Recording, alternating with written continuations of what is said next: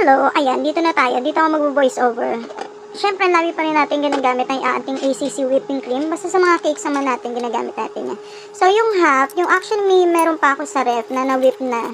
So, eto, sabi ko kulang, ilahat ko na. So, ayan, i-whip na natin siya. So, sa mga bago lang gagamit, kailangan pag winip nyo yan, gamitan nyo muna ng paddle attachment. Kasi medyo sticky pa yan. So, medyo matigas-tigas pa siya. So, paste pa talaga siya. So, dapat, para hindi masira yung wire wrist nyo, kailangan paddle attachment muna. Para mabasag lang yung ating ACC whipping cream, okay? So, kung makikita nyo, ayan, ginaganyan ko muna siya hanggang sa mag-lighter na yung color niya. Mag-iiba ng kulay, magiging white na siya. Tapos, mas soft na, pero sticky pa rin. So, after nun, pag na-whip nyo ng ganyan, kung makikita nyo, nagbago na yung kulay niya.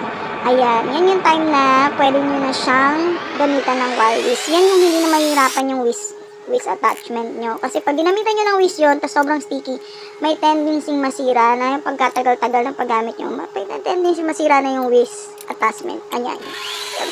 Yung wrist? Basta yung attachment na yan.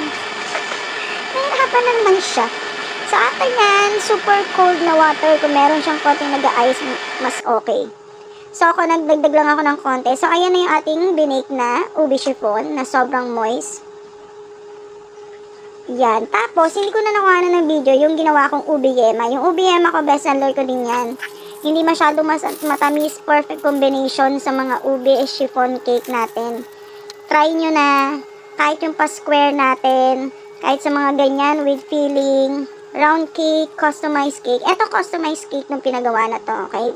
Christening siya na customized cake. So, mamaya makikita niyo yung paglalagay natin. So, pag naglagay tayo ng ube, nakita niyo yung ube.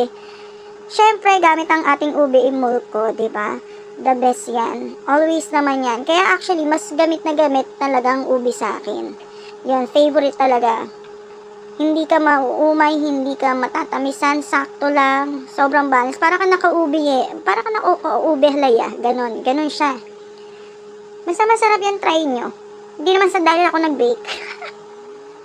Lalo na kung mga pa-square na cake, tapos with cheese, ay nako, napakasarap niyan. Kung may cheese din yan, masarap din siya. Okay?